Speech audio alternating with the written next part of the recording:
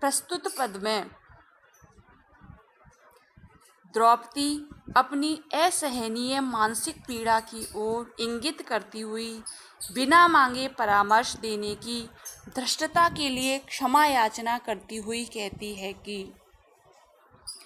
भवादृशेषु, आप जैसे लोगों के प्रति, भवादृशेषु प्रमदाचनोदितं भवत्य अधिक्षेप इवानुशासनं तथापि वक्तुं व्यवसाययन्ति मां निरस्तनारी समया दुराधय। भवादृशेषु, आप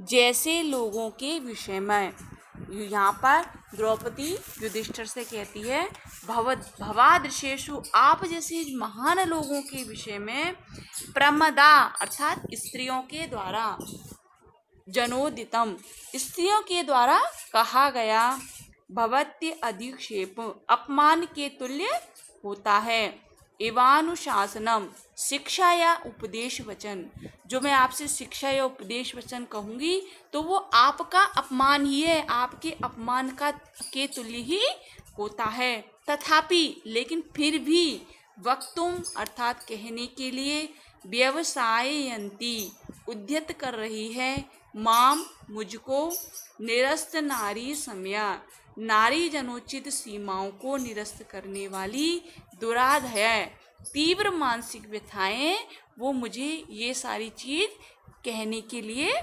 और उद्यत कर रही हैं।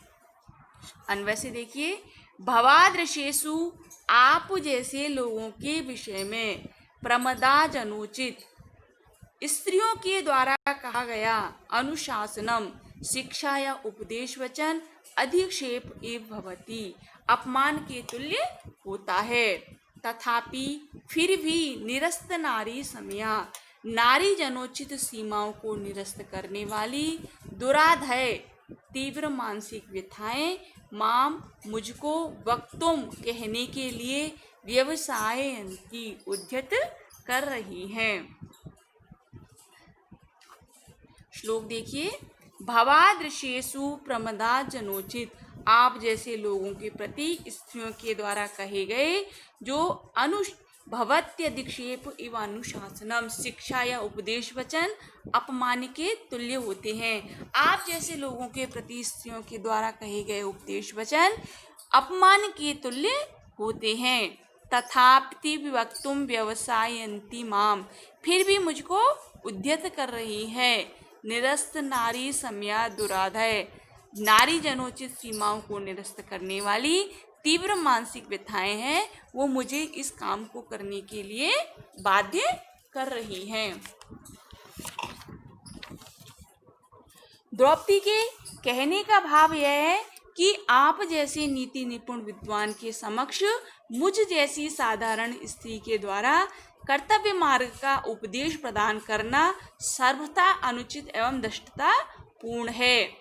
यह सब मैं भली प्रकार से जानती हूँ, फिर भी शत्रुओं की सफलता को सुनकर मेरे हृदय को जो वेदना हो रही है, वह मुझे यह सब कहने के लिए मजबूर कर रही है। द्रौपदी के कथन का आशय यह है कि मेरी मानसिक पीड़ा इतनी अधिक है कि उनके कारण मैं नारी की समाज स्वीकृत सामान्य विनय आदि मर्यादा को तोड़कर अपने उद्गार प्रकट करने के लिए मजबूर हो गई हूँ। संस्कृत व्याख्या देखिए, अस्मिन् श्लोके द्रौपदी आत्मनः अयाचित परामर्शस्य कारणं विवेच्य युधिष्ठिरं प्रति कथयति। क्या कहती है? भवादृशेषु भवतु सदृशेषु राजनीतिज्ञेषु प्रमदाजनोदितं साधारण स्त्री जन कथितम् अनुशासनम उपदेशवाक्यम अधिक्षेप इव तिरस्कार इव भवति जायते, तथापि वक्तुम अनुचित्वेऽपि निरस्त नारी समया परित्यक्त जित नारी मर्यादा माम द्रौपदीम दुराधय मानसिक व्यथा वक्तुम कथयितुम व्यवसायन्ति प्रेरयन्ति न किंचिद युक्तम दुखी जनानाम इति भाव है। इसमें उपमा और काव्यलिंग अलंकार का प्रयोग किया गया है।